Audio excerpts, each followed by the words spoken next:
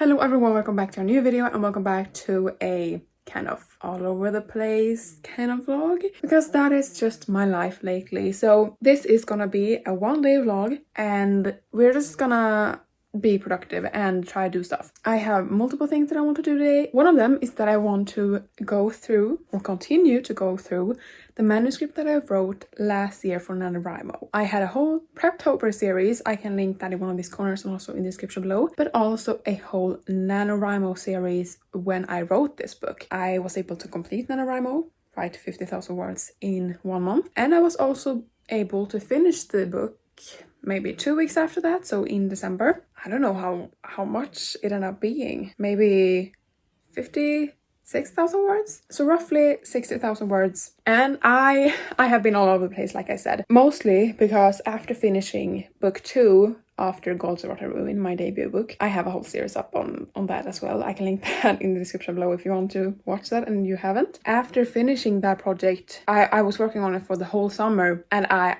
outlined it last spring this year. So I have been thinking about this story for such a long time and I can't fathom how it must be for people that are writing on a specific project for maybe 10 years. That's mind-blowing for me.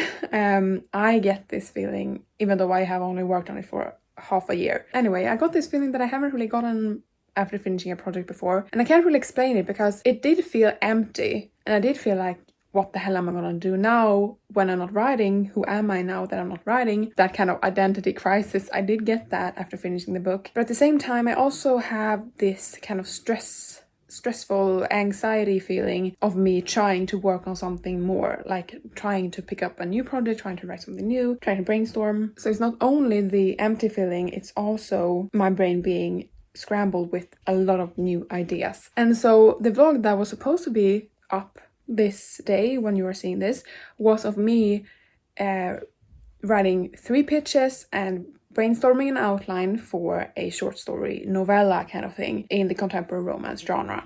I have the plan for it to be a series, so a 3-part series following one different sister in a 3-sister group. But now I decided not to publish that video because it is so all over the place. It began with me getting my new MacBook Air and it was supposed to be a like fun unboxing kind of video. That was what the video was supposed to be, and then that whole new idea came and I spent a lot of time on it, but then came this writing slump and I couldn't bring myself to write on that anymore, so I'm not gonna write on that. And that's the story of how I began reading, rereading and taking notes on Project Full Moon, which I wrote for last year's NaNo. So here it is. Here's the printed off manuscript, and I have been able in the past couple of days to get to chapter 4. So I haven't done much. I didn't do anything yesterday because I spent the whole day reeling about opening an Etsy shop and it didn't go to plan.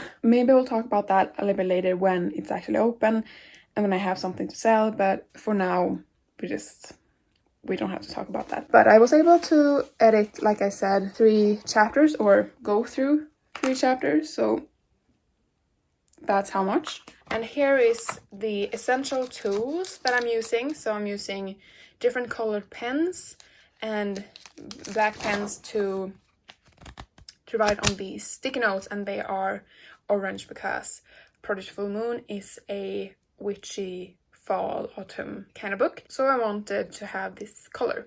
So I've written here what the colors stand for. So the red stands for delete or rewrite, blue stands for add, like add description, add world building, can you explain this more, add something to a dialogue, whatever, a dialogue tag maybe, and the green is for things that I'm unsure about or is not explained enough in the book, or things that doesn't make sense, essentially. And so when we go to this first page, we can see that it's a lot of blue because I have missed out on a lot of world building and descriptions in this first chapter. And there was also a lot of green. Not as much red, but if we just jump to this page, we have a lot of red.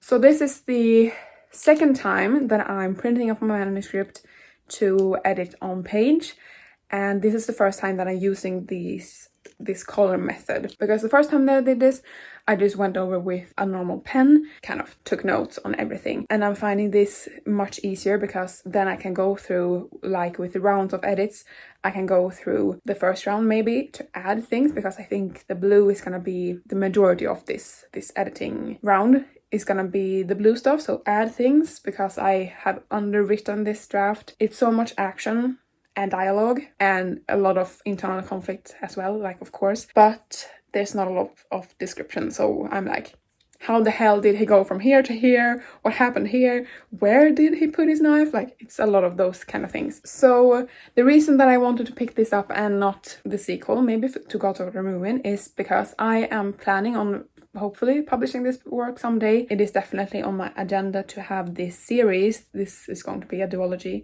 I think. I have a plan or a dream to publish this book or this series after the Gods of the Ruin, that trilogy, is completed. So I have a plan on that, and therefore I thought that since I don't really want to edit the sequel, book 2, right now, because I just finished it, and therefore I thought that I could jump straight into Project Full Moon and do some, like, maybe I won't get through the whole thing because I'm waiting on Gods of the Ruin to get another round of edit on that. Maybe I won't get through the whole thing, but I will definitely be able to get maybe halfway. And so today I'm thinking that I'm gonna do 3 or 4 chapters on this, and you can come with me and we can talk about the things that I encounter and things that I have noticed. And also, before I even went in and read the first 3 chapters, I went back to Scrivener, because Scrivener is where I first wrote the book. And if you watched that setting up my Scrivener video, you know that in the right sidebar there's a synopsis section or outline section, and there's also a notes section. And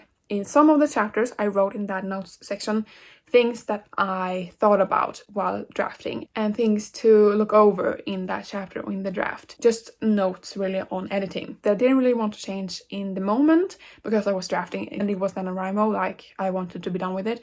I wanted to win NaNoWriMo. After every chapter there's a couple of sentences, like here, and there's a couple of sentences from Scrivener and it's comments that I have thought about. So here it says to add more of his fears, so that is very prominent from the very beginning, and his guilt that he feels. And I also wrote a comment to eventually lengthen the chapter to be more about his fears and to really like hone in on that, and also description, because this whole chapter is just red and blue. So red, rewrite, and blue, add.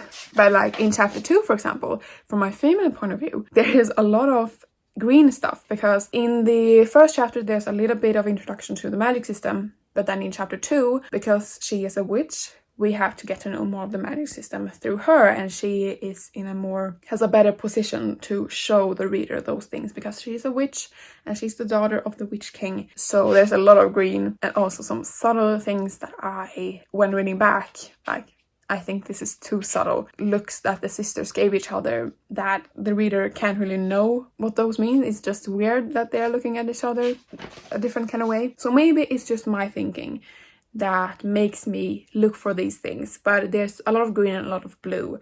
And red is mostly for the line editing or things that just sound wrong that I pick up on now.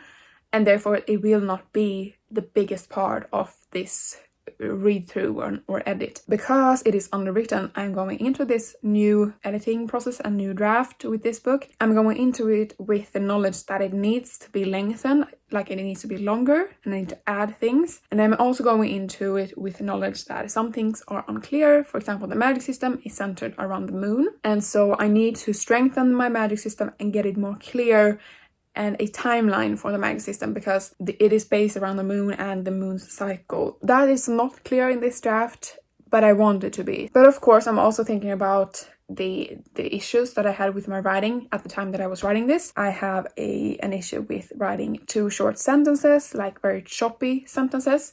I use a lot of dots and not as many commas, but I use the commas in the wrong way. Of course, according to Swedish grammar rules, it depends on what voice I want to have and what style I want to have as well, but that's just what people have like said to me about my writing, and so I wanted to work on that. So I'm binding sentences together that I think they are essentially the same sentence, but for dramatic pauses I put a dot in between because I love my dramatic pauses. So I'm on chapter 4. Every chapter in this book is really short, but of course when I'm all the time writing things down, it will take longer for me than if I just read the whole thing. And I know everyone does this different, and I'm trying to find my own way. I know some people read through the whole thing and then comment on the big things, but I want to go through it chapter by chapter and putting things in as I go, and that is because I know this is so underwritten. I want to add a lot of things from this draft to the next. So the plan for today is to read maybe 4 chapters. The plan is also to show you the books that I have bought recently. Anyway, let's get to editing.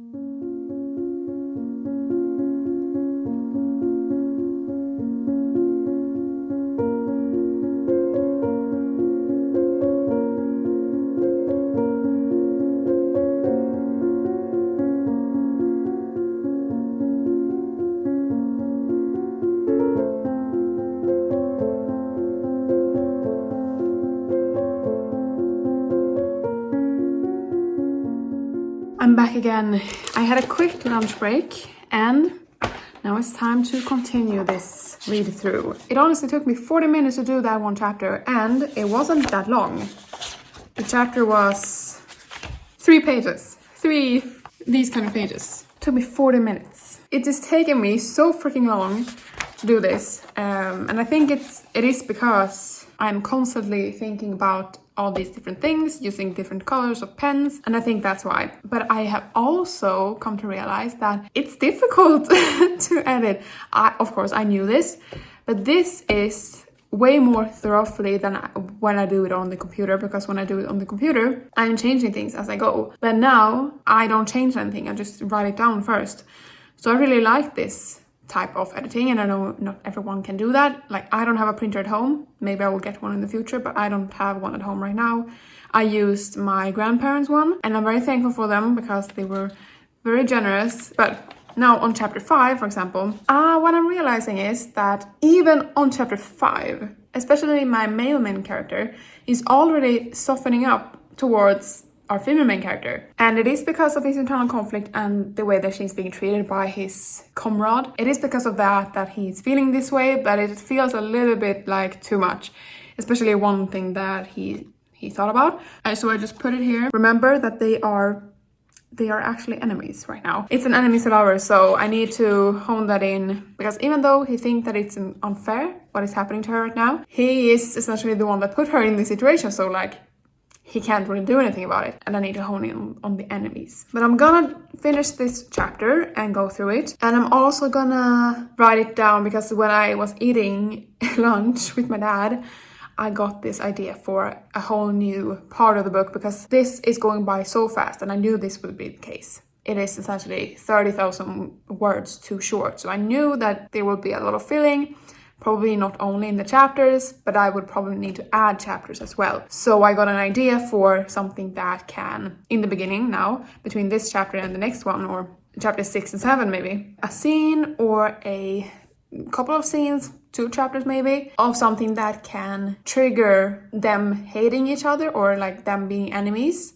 But at the same time, we get a more understanding to why he is beginning to soften towards her. I just read a line and I got really happy. And also, do you like my earrings? Originally, it had a silver hoop, but since I think gold suits me best, I don't really know what suits me best. I just feel like gold suits me best. So I changed the hoop to a gold one that I had for a different pair of earrings. I think they're so cute. I have always wanted to have these kind of earrings, and now I have them. Anyway, I'm beginning to have a headache, so I'm gonna do this real quick.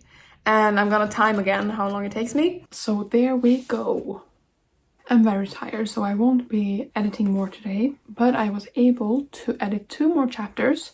So I am at chapter 8 now. I spent a lot of time writing over here what the 2 chapters that I'm gonna add, what those are gonna be about and from which point of views. Because I want to keep the consistency of having the separate point of views, having chapters in the order of first POV, second POV, first POV, second POV. So I wanted to keep it that way, so I need to add 2 more chapters in order to do that. But I think that the book will be better for it, and that's the main thing. So for the next couple of chapters, I'm gonna come up with a name, because the city that they are in, I didn't come up with a name when I was writing it. So I need to come up with a name, because I came up with the name for the city that they were in the first chapter. But they are only in that city for like 2 chapters. So in this city, they are gonna be a while, so I need to come up with a good name that can be written out many times. And I thought that I could show you the books. So the last time that I showed you books was a kind of book haul with secondhand books, and since then I have bought 3 more books on secondhand, and I thought that I could show them to you. So the first one is really easy because it is in English, so I don't need to like think about an English name for it. But that's Waking Gods. If you watched that video, I think I can link it if I find it. In that video I bought the first one, which is Sleeping Giants, and I have it on my shelf.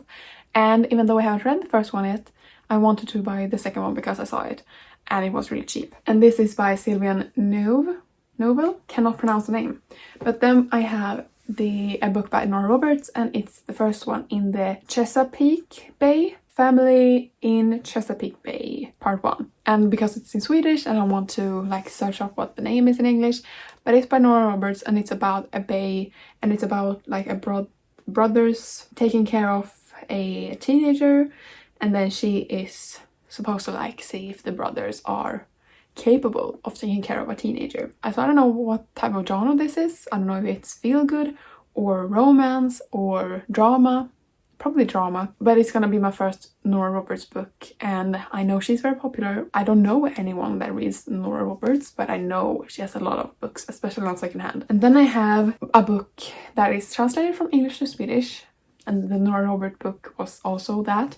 But this is by Julie Kagawa, and it's the first book in Eden's Blood. And this is a Swedish title, but I think it's called The Undead Rules. Harlequin paranormal romance, and it's about vampires. I think it's gonna be a fun time, honestly. I can't see why I wouldn't like this, because I feel like I'm coming into my vampire era again. I have the craving of watching Twilight and just reading paranormal stuff, so hopefully this will be good. This copy is also really bad, but I got it for 5 Swedish kronor, and that's not even $1 in US. And so I hope that I will like it. But then I visited the sci-fi bookstore in Stockholm, and I bought 3 books. And here they are.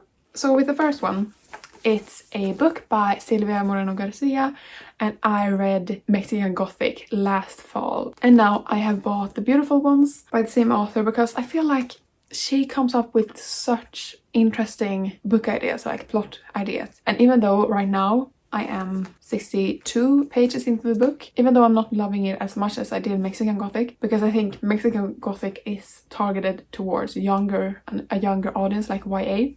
And I think this is targeted towards maybe older people. And so the voice of this story, there's a lot of description going on about the clothes, about society, and about the society's rules. I don't really care about that. And I don't really see the romance, where the romance is going, if there's gonna be a romance, which there was in Mexican Gothic, which I liked very much. And she has a new book that has come out this year that is like the daughter of Dr. Monroe. Maybe I can put up a picture here if I can find it. I don't want to say that she is a must-buy author for me, but the covers are so beautiful, and the ideas sound like the book idea or plot sounds so interesting and intriguing that like I can't resist buying her books. And then I got a book that I know has been popular on Book Talk, but I have not seen it that much on there, but I have seen it on Instagram and been recommended on Instagram. And that is What Lies Beyond the Veil by Harper L. Woods.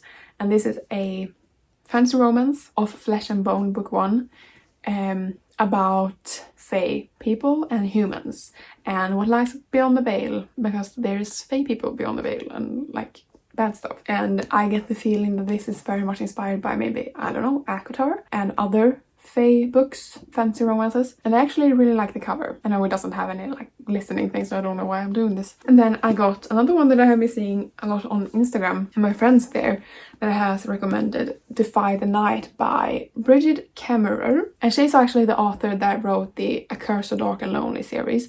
And I have not read that series, and I don't really feel like reading it because I've not heard that good things about it. But this one, the person that I got the recommendation from, or that recommended it to me, or to her audience, said that this was one of the best like YA fantasy books that she had read in a long time. And when I heard that, like, of course I needed to buy it. Cassandra Clare has put a blurb on it. Stephanie Garber, which I love now after reading Once Upon a Broken Heart. I love her now. She also blurbed it. And I feel like this is a really interesting like magic system and world. So there's a disease going around, but only the wealthy people can get a cure because it's so expensive. So we have like about the political people and the cure and the outlaws. And so it's kind of a character guide. Like if you don't know what type of character you are reading about or what role they have in the story, you can read it here. And I really also like this cover. Like since I began doing a lot of like digital or designing book covers, ever since I began doing this myself, I feel like I appreciate book covers so much more and like beautiful book covers, because this is very cool.